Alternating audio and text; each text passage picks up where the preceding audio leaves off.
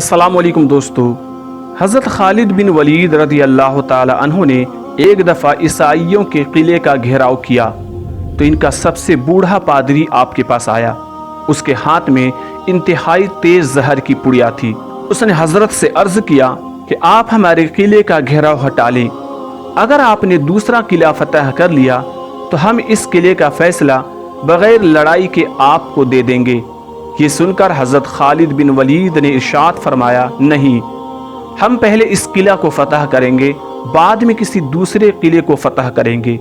ये सुनकर बूढ़ा पादरी बोला, अगर तुमने इस किले का घेराव खत्म नहीं किया तो मेरे हाथ में जो जहर की पुड़िया है इसे खाकर खुदकशी कर लूंगा और मेरा खून तुम्हारी गर्दन पर होगा। हजरत खालिद बिन वलीद फरमाते हैं कि यह नामुमकिन है कि तेरी मौत न आई हो और तू मर जाए। बूढ़ा पादरी बोला, अगर तुम्हारा यही यकीन है फिर लो ये जहर खा लो।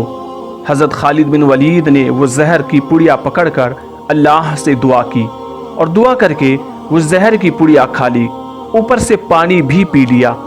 बूढ़ा पादरी को मुकम्मल यकीन हो चुका था कि खालिद बिन वलीद चंद लम्हों में मौत की वादी में पहुंच जाएगा, मगर वो देखकर हैरान रह गया कि चंद मिनट आपके बदन पर पसीना आया। इसके बाद खालिद बिन वलीद ने पादरी से मुखातिब होकर फरमाया, देखा, अगर मौत ना आनी हो तो जहर भी कुछ नहीं कर सकता।